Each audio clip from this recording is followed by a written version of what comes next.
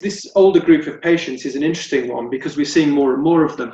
So how do they differ from the younger Cauda equina patients? Well, first and foremost, they're older. You don't tend to see those features very commonly in younger people.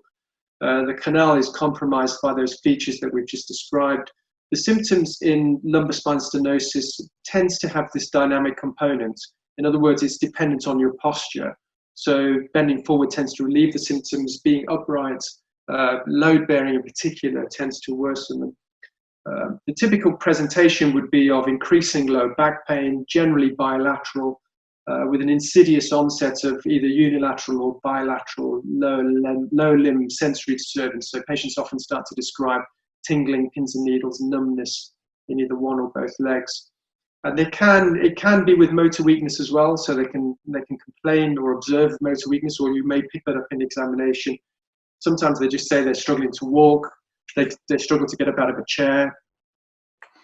They struggle to climb the stairs. And then when you examine them, you notice there's some significant motor weakness, which is the reason for their difficulties in mobilizing. So as well as the kind of neurogenic claudication symptoms, these patients may also present with nocturnal leg cramps. They often want to get out of bed, swing the legs over the side and sit up. They too can start to develop bladder and bowel symptoms, as well as erectile dysfunction. So bladder symptoms are particularly common in this older age group, particularly incomplete emptying, hesitancy, incontinence, nocturia, UTIs, and these are all important features of grumbling Cauda equina. So it's really important to be specific. Don't just ask an older patient whether they have any bladder symptoms.